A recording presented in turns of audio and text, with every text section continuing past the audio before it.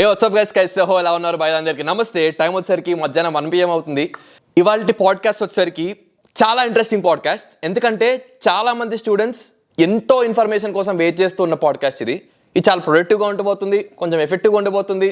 మీకు కావాల్సినంత ఇన్ఫర్మేషన్ ఈ పాడ్కాస్ట్ త్రూ వస్తుంది అనుకుంటున్నాను. ఎందుకంటే కొత్తగా యూకే వచ్చే వాళ్ళకి, ఆల్రెడీ యూకేలో వచ్చి ఉన్న వాళ్ళకి కావాల్సినంత ఇన్ఫర్మేషన్ షేర్ అవుతుంది అనుకుంటున్నాను. సో నాకు బాగా యూజ్ అయిన వ్యక్తి, నాకు బాగా హెల్ప్ అయిన వ్యక్తిని నేను ఫస్టే పిలుస్తున్నాను. ఇది నా ఫస్ట్ వచ్చిన పాడ్కాస్ట్లో ఇది కూడా చాలా important podcast. I welcome Sandeep Reddy. నువ్వు వచ్చేసి ఫస్ట్ చెప్తాను. హలో, నమస్తే.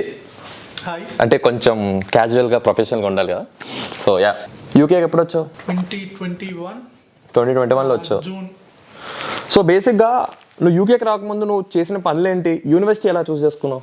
ఫస్ట్ ఏంటంటే ఇంకా మొదలు పెట్టాలంటే డిప్లొమా అనమాట నేను చేసింది. ఓకే. ఇంటర్ కాదు. సో డిప్లొమా త్రిబుల్ చేసింది. అది ఇంకా తెలుసు కదా, ఇంకా 10th అయిపోయిన తర్వాతకి అప్పట్లో అసలు 2012 అయిపోయింది. అప్పుడు అంత అవేర్నెస్ లేదు ఏ కోర్స్ తీసుకోవాలి ఏంటి అని.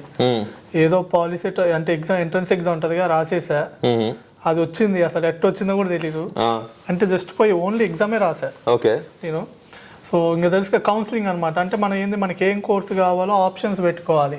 అంటే త్రిబులియా, మైనింగా, సిఎస్సియా, ఈసీయా అని మనం అన్ని రాళ్ళు వేసినాం.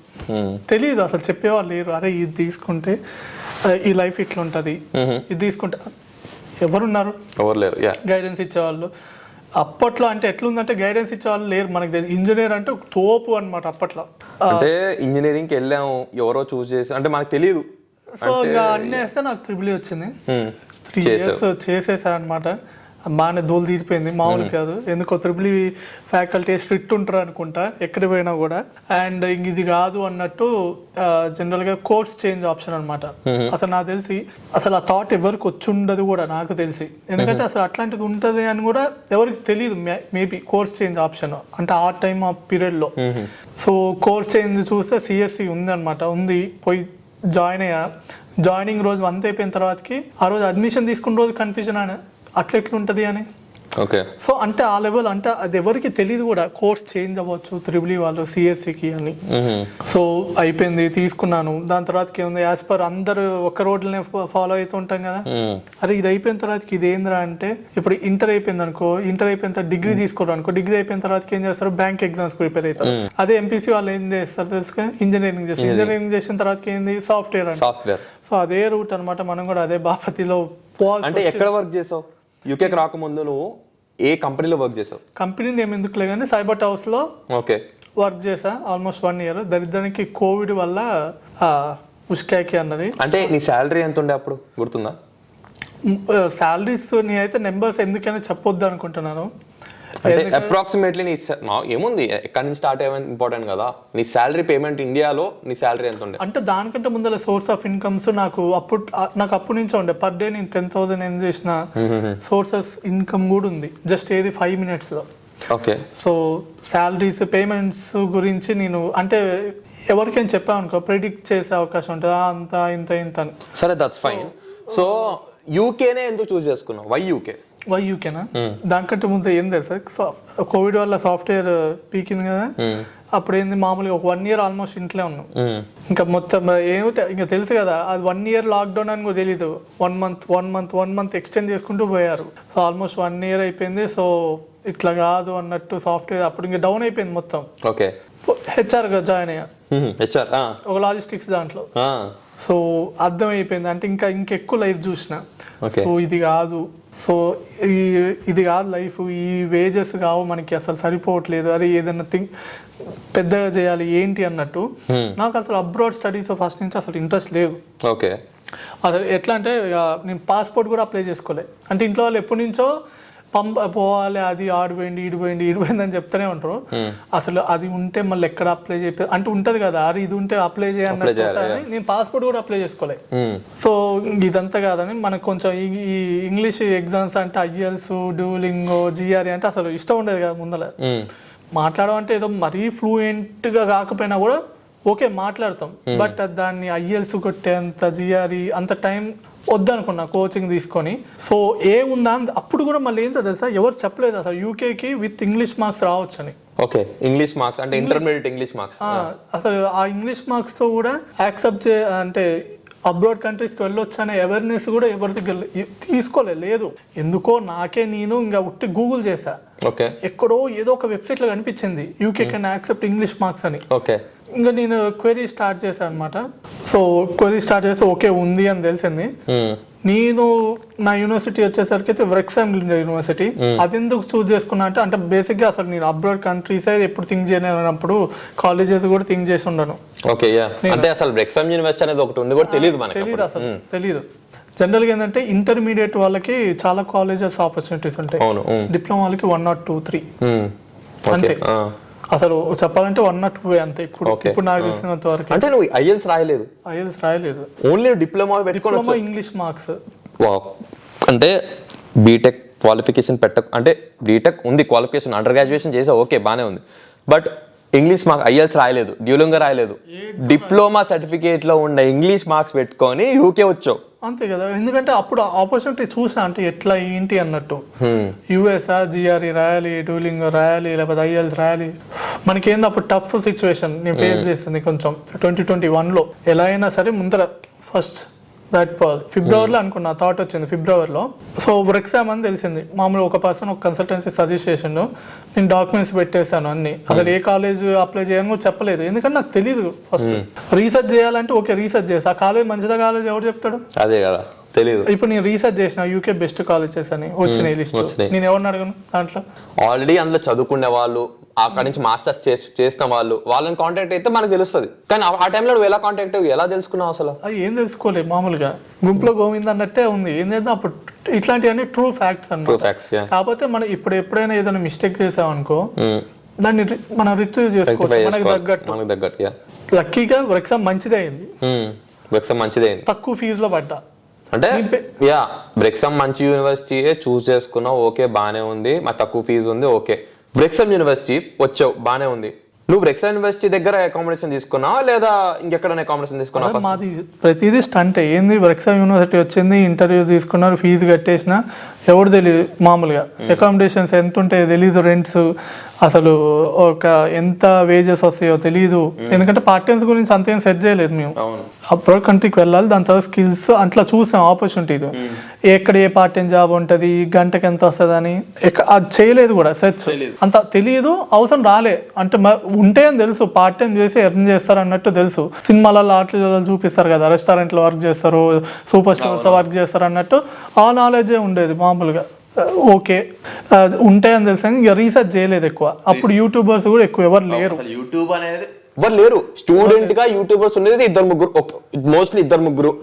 అప్పుడప్పుడే వస్తుంది, యూట్యూబ్ క్రియేట్ అవుతుంది. ఓకే స్టూడెంట్స్ కూడా యూట్యూబ్ చేస్తున్నారు, ఓకే ఇన్ఫర్మేషన్ పాస్ చేస్తున్నారు, అప్పుడప్పుడే క్రియేట్ అవుతుంది. కానీ నువ్వు వచ్చిన టైంలో అసలు ఈ యూనివర్సిటీని ఇలా ఉంటది, ఈ ప్లేస్ ఇలా ఉంటది, ఇక్కడ అకామిడేషన్స్ ఇలా ఉంటాయి చెప్పేటోళ్ళు అట్లాంటివి ఏం లేదు. లక్కీగా మనం ఏదో కొంచెం తెలివిగా ఉంటాను కాబట్టి ఏ స్కామ్ లో పడలేదు. ఏంది మాది కోవిడ్, అప్పుడు మంది green zone, Covid second wave. So మేము ఆల్మోస్ట్ ఏంది హోటల్ కి ఫస్ట్ ఒక పర్సన్ అయినా ఉండొచ్చు, ఇద్దరైనా ఉండొచ్చు, ముగ్గురు అనమాట.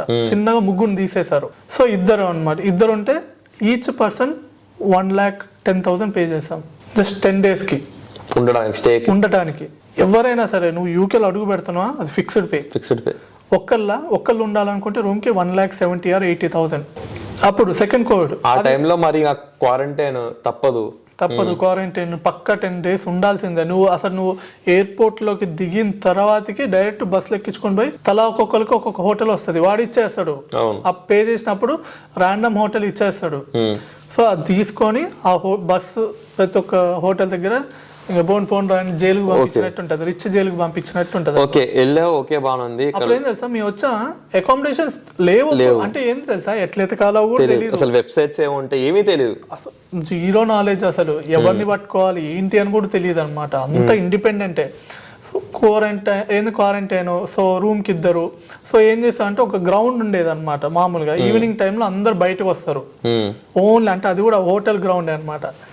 మంచిగా మనం రిసెప్షన్ కాల్ చేయాలి, ఒక సెక్యూరిటీ డోర్ దగ్గర వరకు వచ్చాడు, మమ్మల్ని తీసుకొని పోయి ఆ గ్రౌండ్ దగ్గర ఎంట్రన్స్ దగ్గర వదిలేస్తాడు. మళ్ళీ ఎవరైతే ఆ గ్రౌండ్ దగ్గరికి ఎగ్జిట్కి వచ్చారో మళ్ళీ ఆ సెక్యూరిటీ మళ్ళీ అతనితో పాటు వచ్చి వాళ్ళ రూమ్ దగ్గర వదిలేస్తారు, అంటే పోనీకుండా. ఆ టైంలో అసలు ఇవన్నీ బ్లైండ్గా వెళ్ళిపోవడమే, ఇంకా ఫాలో అయిపోవడమే, ఏమవుతుంది ఏంటి తెలియదు. సో ఎట్లా ఆ గ్రౌండ్ లో మీట్ అవుతాం కదా, అట్లా ఫ్రెండ్స్ చేసుకొని ఎట్లా ఎత్తుక్కుందాం హౌసెస్, నీకు తెలిసిన వాళ్ళు ఎవరైనా ఉన్నారా, అసలు ఎట్లుంటాయి ఎక్కడ ఉంది అని ఫొటోస్ షేర్ చేసుకొని అక్కడికక్కడ అప్పుడు నెంబర్స్ అంటే కమ్యూనికేట్ అయ్యి ఎట్లా అందరం ఒకే చోటు ఉందామా అన్నట్టు అట్లా ఫిక్స్ చేసుకొని లండన్ లో ఒక దగ్గర దొరికింది ఫర్ టెంపరీ అకామిడేషన్ లండన్ లో. ఎందుకంటే క్వారంటైన్ అయిపోయిన తర్వాత బయటకు వదిలేస్తారు, ఇంకా నువ్వు వెళ్ళిపోవాలి, ఎటు వెళ్తావో ఏంటో తెలియదు, ఎవరో ఒకరు తెలిసిన వాళ్ళు ఉండాలి, లేకపోతే కష్టం, రోడ్ల మీదే ఇంకా బతుకు. ఏం తెలుసా అయిపోద్దా, నువ్వు లగేజ్ తో బయట ఉండాలి, హోటల్ బయట ఇష్టం, నువ్వు ఎటన్నా పో. ఇంకా సరే అకామిడేషన్ ఎలా సెట్ చేసుకున్నాం మరి ఆ టైంలో? సో అప్పుడు మీ ఒక బ్యాచ్ అయినప్పుడు ఒకరికి ఒక అన్న తెలుసు అనమాట.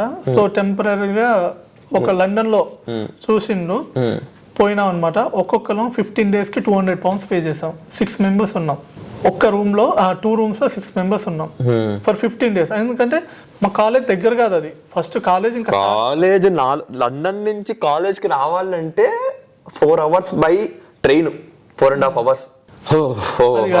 అది కాదనమాట. ఏంది ఆన్లైన్ క్లాసెస్ మాకు ఫస్ట్ ఇయర్. సో వెంటనే షిఫ్ట్ అవ్వాలి అంటే వెతుకుతున్నాం అనమాట ఇక్కడ ఏంటి అన్నట్టు. సో అక్కడి నుంచే 15 days వరకు ఒక్కొక్కరు 200 పే చేసాం. 2021లో. ఓకే 2021లో అప్పుడు ఆ టైంలో 15 days £200 అంటే టూ మచ్, చాలా ఎక్కువ. సో మళ్ళీ గ్రాసరీస్ అన్ని అప్పుడే చూస్తూ ఉన్నాం అన్నట్టు. బయటకు వచ్చినాం, అసలు తెలియదు, ఇంకా తెలుసు కదా ఎట్లుంటుందో స్ట్రగుల్స్. మీ ఫస్ట్ కాయించి ఏందో తెలుసా, మాకు ఎయిర్ ఇండియా 3 bags అలౌ చేసింది. రోడ్ల మీద ఇట్లా 2 బ్యాగులు, ఇట్లా ఒక బ్యాగ్ పట్టుకొని ఫుట్పాత్ మీద నడుచుకుంటూ ఇంటి దగ్గరికి వెళ్ళాం. ఏ బస్ ఎక్కాలో తెలియదు. ఇవన్నీ నేను ఇక్కడికి వచ్చిన తర్వాత నేను కూడా అదే సేమ్ అకామిడేషన్ ఎత్తుకోవడం అనేది పెద్ద టాస్క్ స్టూడెంట్ కి. ఎత్తుక్కోలేకపోతే నేను కూడా ఇప్పుడు ఫర్ ఎగ్జాంపుల్ ఇప్పుడు కంఫర్టబుల్ జోన్ మోనే కానీ దిగినప్పుడు నేను శివ అని ఒకడు ఉంటాడు, మేమిద్దరం సేమ్ కాలేజ్ దిగాం, ఎయిర్పోర్ట్ లోనే పరిచయం, ఇట్లా రోడ్ల మీద ఎత్తుక్కుంటే అకామిడేషన్ ఫైన్ చేసుకున్నాం, వచ్చాం. ఇట్లా 3 బ్యాగులు పట్టుకొని వచ్చాం. అది ఇప్పుడు తలుచుకుంటే మాకు భయం అవుతుంటది ఆ ఫేజ్, అబ్బో ఎలా వచ్చారా అని చెప్పి. ఎట్లా అంటే మొత్తం స్వెట్టింగ్, అసలు స్వెట్టింగ్ మనకి ఏంది 70 kgs ప్లస్ తెచ్చుకున్నాం. ఆ వెయిట్ బ్యాగ్స్ అసలు రోడ్ల మీద అందరు మమ్మల్ని చూసేవాళ్ళు వెళ్తుంటే అట్లా ఎవరు వెళ్ళరు. మా నార్మల్ గా 6 members వెళ్తుంటే రోడ్డు మీద 3 బ్యాగులు పట్టుకొని ఇంకా ఊహించుకో ఎట్లుంటుందో. సరే అకామిడేషన్ ఓకే. సో మాంచెస్టర్ మళ్ళీ అక్కడి నుంచి మళ్ళీ కాంటాక్ట్స్, కాలేజ్ గ్రూప్స్ ఏంది జాయిన్ అయ్యాం, కాలేజ్ గ్రూప్స్ ఉన్నాయి. సో అట్లా మళ్ళీ ఫ్రెండ్స్ చేసుకొని అకామిడేషన్ ఉన్నాయి మాంచెస్టర్ లో. ఎందుకంటే డైరెక్ట్ పోయి వ్యూయింగ్ చేయలేము, తెలియదు. ఆ వ్యూయింగ్ అనే పదమే నీ ఇక్కడికి వచ్చిన తర్వాత విన్నా ఎక్కువ. వ్యూయింగ్ అనే పాయింట్ ఉంటది, వెళ్ళి చూడొచ్చు, ఫస్ట్ వెళ్ళి చూడాలి.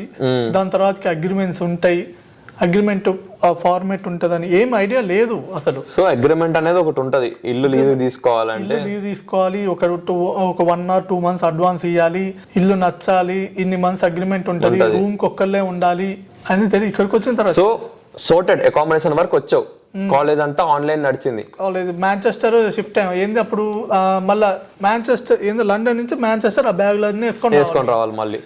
అయితే అందరం చెప్తుంటే అక్కడ ఒక బ్రో సజెస్ట్ చేసి నేషనల్ ఎక్స్ప్రెస్ సజెస్ట్ చేస్తే దాంట్లో అక్కడ నుంచి £20 లో 15 or 20 లో ఒక 4-6 hours జర్నీలో వచ్చేసాం మాంచెస్టర్. సో ఓకే మాంచెస్టర్ వచ్చావు, షిఫ్ట్ అయిపోయావు, కాలేజ్కి వెళ్తున్నావు. నెక్స్ట్ వచ్చేసరికి పార్ట్ టైం జాబ్. మాకు ఇక్కడ ఇంపార్టెంట్ అనమాట. పార్ట్ టైం జాబ్ ఎలా ఫైండ్ చేసావు, అసలు ఎలా వెతుక్కున్నావు? పార్ట్ టైం జాబా అప్పుడు 0 sources అంటే 0 ప్లాట్ఫామ్స్ తెలియదు అసలు. సో ఫస్ట్ ఏంది, అప్పటికే మాకంటే కొంచెం ముందలు వచ్చిన వాళ్ళు ఉన్నారు కొంచెం. సో వాళ్ళు ఒక రెస్టారెంట్స్ లో జాయిన్ అయ్యారనమాట. రెస్టారెంట్స్ లో జాయిన్ అయ్యి అసలు మాకు అసలు ఏ జాబ్స్ ఉంటాయో కూడా తెలియదు, దేంట్లో రిజిస్టర్ అవ్వాలో తెలియదు, ఎక్కడ పోయి ఉంటుందో తెలియదు. సో వాళ్ళు ఏం చేశారు, రెఫర్ చేశారు. సో ఆ రెస్టారెంట్ లో ఒక 5-6 months వరకు వర్క్ చేసినాం. ఆ దాంట్లో కష్టంగానే ఉంది. ఎందుకు వర్క్ చేసామంటే అది ఇంటి నుంచి 5 minutes. సరే కానీ అసలు ఏ పని చేసావు అక్కడ ఫస్ట్ బిగినింగ్ వచ్చినప్పుడు? అన్ని దాంట్లో అన్ని బాత్రూమ్ కడగటం తప్ప తప్పితే మిగతా అన్ని చెప్పేది అవి చేపి సపరేట్ ఉంటారు. అందరు అంటారు కదా బాత్రూమ్ కడుగుతారు అది ఇది ఫారెన్ బై అని. అవి డిపెండ్స్ సపరేట్ అయితే నార్మల్ గా డిష్ వాషింగ్ లేకపోతే కుకింగ్ ఇవన్నీ పాటర్ గా ఏంది చెఫ్ కొన్ని చేపిస్తారు అన్ని చేసావు ఎక్స్పీరియన్స్ బట్టి వాళ్ళు పొజిషన్ బేస్డ్ ఉంటుంది. సరే అయితే ఫుడ్ పోర్టర్ గా నేను అంటే మామూలుగా జస్ట్ బై ఫుడ్ తర్వాత అర్థమైంది ఓకే ఇది కాదు అంటే మళ్ళీ అది ఈవినింగ్ 6 నుంచే స్టార్ట్ కాబట్టి కంఫర్టబుల్ టైమింగ్స్ వెరీ ఎందుకంటే కాలేజ్ మార్నింగ్ చూసుకునేవని ఇది అన్నట్టు. సో ఇదంతా అంటే ఇంకా అప్పుడు ఇంకా తెలుస్తున్నాయి చిన్నగా అది ఏజెన్సీస్ ఉంటాయని. మామూలుగా అప్పుడు ఇంకోటి వేరే ఏజెన్సీ సజెస్ట్ చేశారు రిజిస్టర్ అయినాం అనమాట. అదేంటంటే ఏంది బ్రెడ్ అనమాట, బ్రెడ్ ప్యాకింగ్. అసలు మొత్తం ఫుల్ వేడి అసలు మామూలు కాదు. అండ్ అసలు ఆ ర్యాక్స్ అనేవి బ్రెడ్స్ ఇలా వేస్తుంటే చేతులు పోయాయి మాయి. నువ్వు ఒక 6 hours అటు ఒక ట్రేస్ ఉంటాయి, ట్రేస్ నుంచి తీసుకొని ఇట్లా వేస్తూ ఉండాలి. అట్లా ఒక రోకి మొత్తం ఒక 30 ట్రాక్స్ ఉంటాయి, 30 ప్లేట్స్ టైప్ ఉంటాయి. అవన్నీ వేస్తుంటే చేతులు మామూలు నొప్పి కాదు అసలు. అండ్ ఏంది మళ్ళీ అదే అనుకో లేకపోతే బ్రెడ్స్ ఉంటాయా, బ్రెడ్స్ ఇట్లా లెవెల్స్ పెట్టి ఉంటారు, అది పోతా ఉంటాయి. అక్కడ కవర్ ప్యాక్ చేస్తూ ఉంటది, మళ్ళీ మంచి ఏరాలి ఆ టైంలో. ఇప్పుడు ఇది చూస్తుంటే బెల్ట్ పోతూనే ఉంటది. అంటే వినడానికి నవ్వుకోవడం బాగానే ఉంటది అంతా. ఒకప్పుడు ఆ స్ట్రగుల్స్ అవన్నీ పడేటోడికి తెలుస్తుంది ఆ కష్టం. అంతే కదా అసలు 2021 లో లేకుండా అదే అసలు ఏమేంద్రా అంటే అసలు ఎందుకు వచ్చావరా, ఏం చేస్తున్నావురా అనే ఫీలింగ్ అయితే వెళ్ళిపోతారు బిగినింగ్ లో. అలవాటు లేవు మనకి ఇవన్నీ కాబట్టి.